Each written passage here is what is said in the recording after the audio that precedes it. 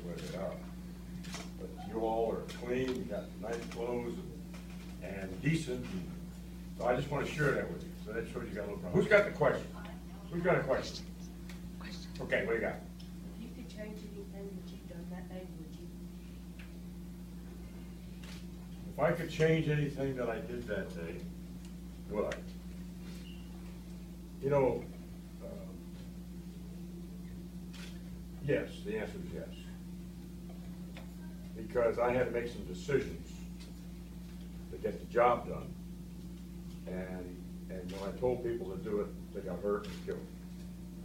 But then I turned to the next Marine to do it, because if they didn't do or try, then we would all been wiped out. So one of the hardest decisions the commander does when you're pinned down by the enemy is to determine out how you're gonna take out that enemy. It's kill or be killed. Survival of the fittest is a strong motivator. So I would say, okay, your fire team, 4 of you guys, go take out that machine gun. And you got halfway there, you got shot. Then I turned to you and said, okay, you take your 4 fire team. Because if we didn't take out that machine gun, all of us would have been killed. So I pray to God that I made the right decisions that day. But I'll never know, because I don't go back to do it over again. And someone asked me the other day, were you scared? Hell yeah, I was scared. That's the first time I'd ever been shot at. When we were in ambush, I'd only been in Vietnam 2 weeks, been with this unit 4 days. First time I'd ever been shot at. So I hit the deck. And when I looked up, and I crawled underneath my helmet. And when I looked out, all these young Marines were looking at me, because I'm a lieutenant, and I got a bar in my collar, and they said, okay, Lieutenant, what are we gonna do? So I went into action. So the main thing that commanders on the battlefield, leaders, have got to do is know how to control your fear so it doesn't interfere with your decision making and getting the job done. Okay? So, and that shows, and that's because of your training, your maturity, your upbringing, all of that comes in to making decisions. So the hardest thing was to control the fear, but it's like playing ball. You know, everyone's nervous before a ball game until you get hit the first time, and then you just start doing what you've been practicing on the ball. You know, practice during the week doing. So, yeah. So, yeah. Next question. Yes. This fire team is loaded. My name is Josh Glass, and I'd like to thank you for your service. And my question is, what does it feel like to have served so much and yet still be selfless and talk to students? Well, you know, as I said, this is the greatest country in the world. Give me a lot. Give me a lot. And now I'm giving back. You know, after I got in the Marine Corps, I worked for President Bush 41. I was the principal director of drug enforcement policy. And then when Bush 43 came in, I came back into government as the Deputy Assistant Secretary of the Navy for Navy and Marine Corps Reserves. So I got to serve as a suit, you know. But the greatest thing was, I was working with sailors and Marines.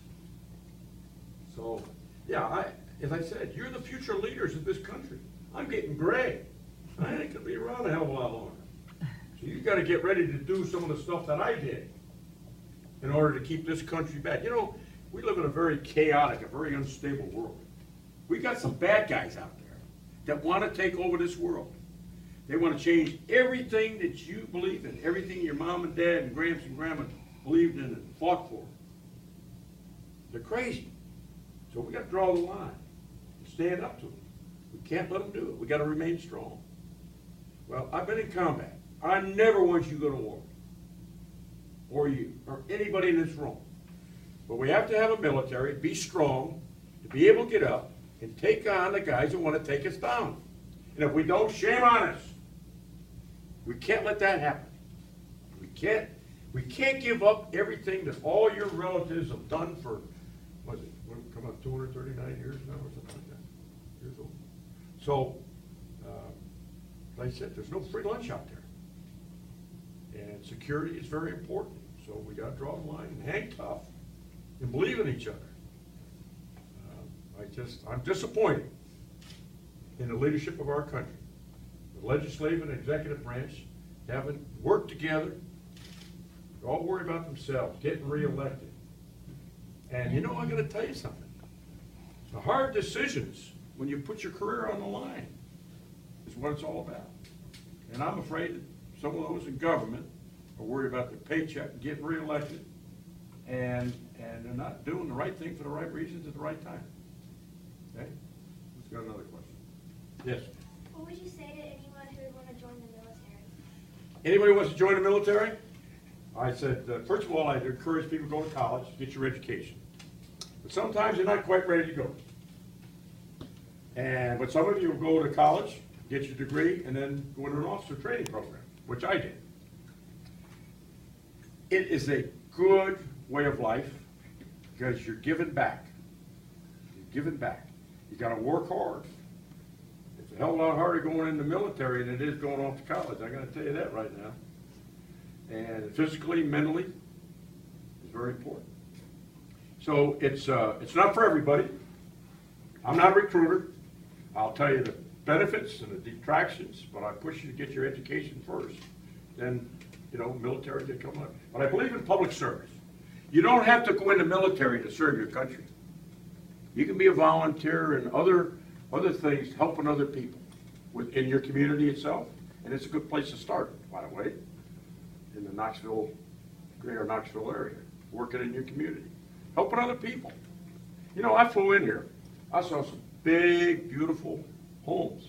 I saw a lot of poverty. Maybe some of those people out there in the poverty areas need some help. And maybe you could volunteer on this area. Think about it. Okay, next question. Yeah. I'd like to thank you for your service first off, but how did you feel when you first arrived in Vietnam? How did I feel? Ready to get on with it. Ready to go. You know, I believed in the domino theory. You know, we fought isms our whole, World War II, fascism, totalitarianism, right? Korea, Vietnam, my war, communism. And today we're fighting another ism. What is it? Terrorism. Terrorism, right? So I believed in stopping communism there. I believe in the domino theory. They were trying to take over. And if we didn't stop it there, then we might be doing it in Boston or San Francisco, who knows. So I think it was the right thing to do. I was a trained Marine. There's a war going on. You know, if you can be a bear, be a grizzly bear, right? Huh? Yeah. Mr. Barnes? One other thing before I leave. Still trying to get one more? One other thing I gotta share with you. Okay.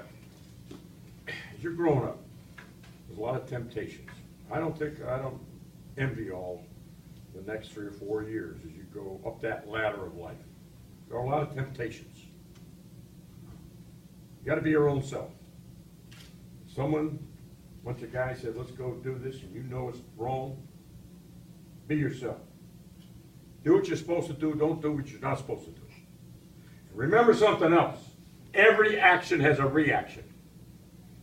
When you do something, there's a reaction. Sometimes it's good. It could be bad. So before you do something, think about the reaction. Not just at the time, but downrange. You can make mom and dad happy or mad. Uncle Joe and Aunt Sally, happy, mad. Your school teachers, what are they going to say about this decision? Think about that. Think about that. There's your challenge. Do the right thing at the right time. Don't do the wrong thing, all right? Good luck, guys.